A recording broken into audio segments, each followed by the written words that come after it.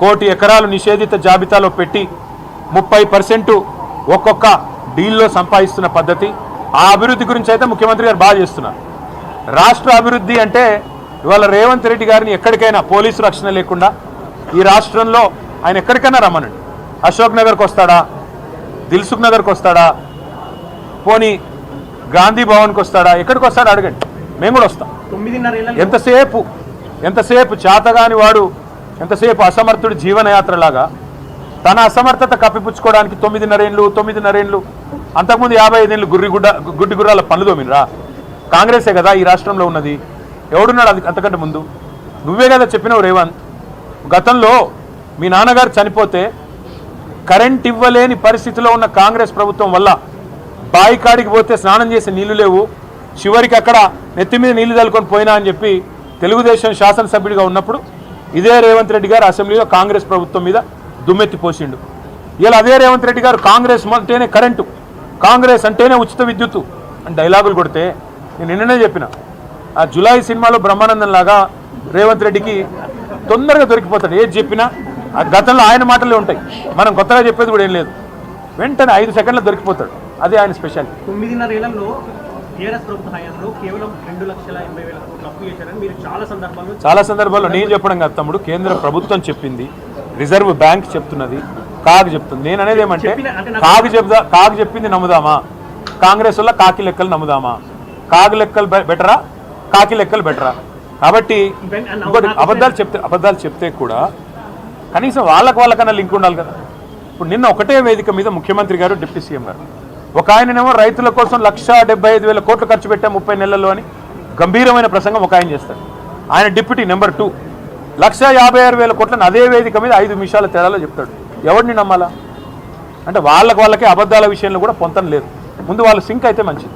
అంటే లోక్సభలో ఈ వివరాలు చెప్పినా, ఆర్బీఐ లెక్కల ప్రకారం మీరు కాగ్ చెప్పినా, ఇన్ని చెప్పినా కూడా 8 లక్షల కోట్లని ముఖ్యమంత్రి నుంచి మంత్రులు ఈ విధంగా ప్రచారం చేయడానికి మీరు ఎట్లా ఏముంటుంది బ్రదర్? ఇప్పుడు నేతి బీరకాయలో నెయ్యి ఎంతుందో, మైసూర్ బోండాలో మైసూర్ ఎంతుందో, రేవంత్ రెడ్డి మాటల్లో నిజాయితీ గంతే ఉంటుంది. రేవంత్ రెడ్డి అనేవాడు 50 లక్షల రూపాయలతో దొరికిన దొంగ. అట్లాంటి దొంగ మాటలకు విలువే ఉంటుంది, విశ్వసనీయతే ఉంటుంది.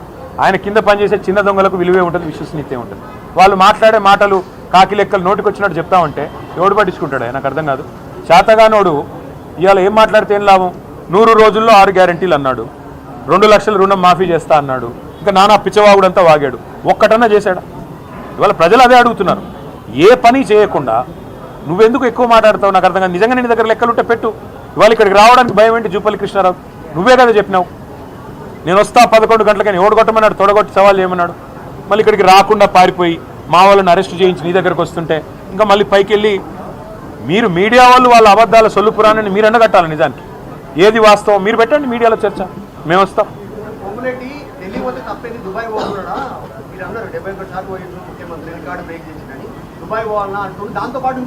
72 సార్లు పోవడం అంటే నేను అన్నది ఎందుకు? ఢిల్లీ పోతే నాకు ఎవడు ఇజ్జత్ ఇస్తలేడు అని నువ్వే అంటున్నావు. మరి ఎవడు పిలుస్తుండే నిన్నాడా? 72 సార్లు పోయి నువ్వు పీకింది ఏంది? 72 పైసలు తెచ్చినావా అని నేను అడిగిన. నువ్వు దుబాయ్ పోతావా, లండన్ పోతావా, హార్వర్డ్ బిజినెస్ స్కూల్ పోతావా, ఎడపోతే నాకెందుకు? కానీ పొంగులేటు చేయాల్సిన పని ఏంటంటే అసలు నీ డిపార్ట్మెంట్లో 1 కోటి ఎకరాల నిషేధిత జాబితాలు ఎందుకు పెట్టినావు? నీ కొడుకు వట్టినాగులపల్లిలో నీ కొడుకు ఇవాళ కంపెనీల మీద పడి భూములు ఎందుకు లాక్కుంటున్నాడు? ఆయన మీద కేసులు పెట్టిన అధికారులు ఎందుకు ట్రాన్స్ఫర్ అవుతున్నారు తెల్లారి కల్లా? అది చెప్పు. 20 లక్షల ఇల్లు కడితేనే ఓట్లు అడుగుతా అన్నావు కదా, ఇందిరమ్మ ఇల్లు.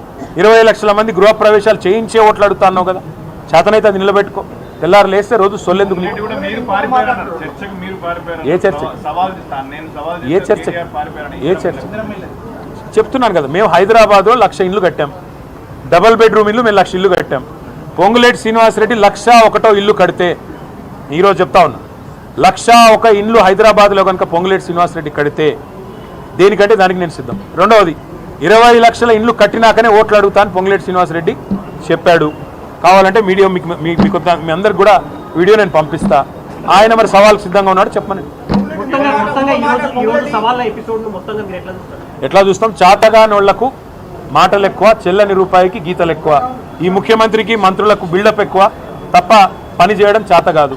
ఈ రోజు కూడా ఈ నిమిషానికి కూడా ఇప్పుడు కంచన్ బాగ్ పోదామంటే పోదాం, మేము ఇక్కడి నుంచి బయలుదేరితే మమ్మల్ని అరెస్ట్ చేస్తారు. మా నాయకులు హరీష్ రావు గారు, శ్రీనివాస్ గౌడ్ గారు, మా ఆర్ఎస్ ప్రవీణ్ కుమార్ గారు, మాజీ ఎమ్మెల్యేలు అందరినీ అరెస్ట్ చేసి తీసుకొని పోయారు. మీకు ఏ భయము లేకపోతే, మీ వాదనలో నిజాయితీ ఉంటే, మీ దగ్గర వాస్తవాలు ఉంటే, మీరు ఏ కుంభకోణాలు చేయకపోతే అరెస్ట్ చేయాల్సిన అవసరమే ఉంది. ఎందుకు భయపడుతున్నారు? గన్ పార్క్ కాడికి వస్తాను మీరే అన్నారు, మేము గన్ పార్క్ కాడికే బయలుదేరుతుంది. మొదలు ప్రెస్ క్లబ్ అంటిమి, కాదు మీరు గన్ పార్క్ అన్నారు, గౌరవ మంత్రులు కదా అని ఆడికే బయలుదేరినాము. మళ్ళీ అక్కడికి పోతా అంటే అరెస్టు.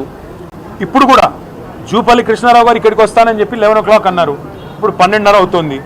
మేము ఇంకా ఇక్కడ ఎదురు చూస్తూనే ఉన్నాం. షాల్వా రెడీగా ఉంది, మంత్రి గారి కుర్చీ కూడా రెడీగా ఉంది, మైకులు రెడీగా ఉన్నాయి, కెమెరాలు కూడా రెడీగా ఉన్నాయి. ఇప్పటికైనా వస్తానంటే మంత్రి గారి సేఫ్టీ బాధ్యత నాది, రమ్మనండి. రేవంత్ రెడ్డి 34 వరకు నేనే ముఖ్యమంత్రి అంటుంటే రేవంత్ రెడ్డి అట్లేం లేదు, వచ్చే ఎన్నికల్లో ఎవరెవరో ముఖ్యమంత్రి తెలియదు. వచ్చే ఎన్నికల్లో ముఖ్యమంత్రి కేసీఆర్ గారు అవుతారు, రాసి పెట్టుకోండి.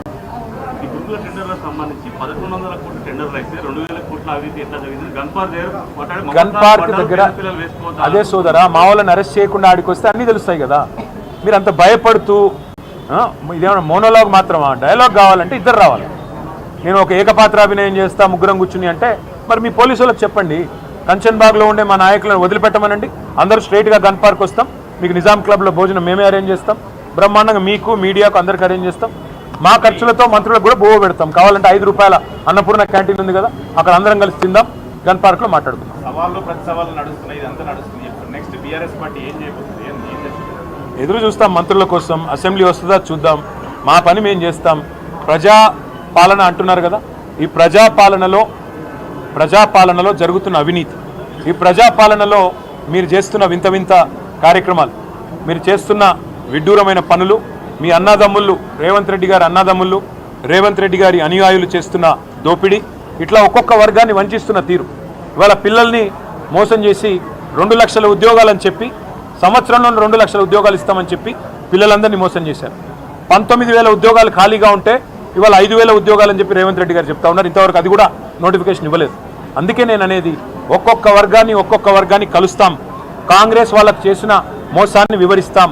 రైతు సంగ్రామ సదస్సు ఎట్లా అయితే రైతు డిక్లరేషన్ జరిగిన వరంగల్లో పెట్టామో, అట్లాగే యువజన డిక్లరేషన్, ఎస్సీ ఎస్టీ డిక్లరేషన్, అట్లాగే బీసీ డిక్లరేషన్, మైనారిటీ డిక్లరేషన్, అట్లాగే విద్యార్థి డిక్లరేషన్, ఇవన్నిటికి సంబంధించి కార్యక్రమాలు తీసుకుంటాం. ఆయా వర్గాలకు కాంగ్రెస్ చేసిన మోసాన్ని తప్పకుండా వివరిస్తాం, అందరినీ చైతన్యవంతులు చేస్తాం. ఇప్పుడు పిల్లలు మాట్లాడతారు, దయచేసి వాళ్ళ వర్షన్ వినండి అని చెప్పి నా ప్రార్థన. అడ్డగోలుగా మా జీవితాలతో ఆడుకుంటున్న కాంగ్రెస్ ప్రభుత్వానికి మరియు రేవంత్ రెడ్డి గారికి ఈరోజు నేను ఒకటే చెప్దాం అనుకుంటున్నాను. మేము గత ప్రభుత్వంలో మీ అంత హై క్లాస్గా ఉండకపోయినా ఇట్లా రోడ్ల మీద అయితే పడలేదు ఎప్పుడు. మరియు మీరు ఇస్తా అన్న జాబులు మరియు మీరు ఇస్తానన్న స్కాలర్షిప్లు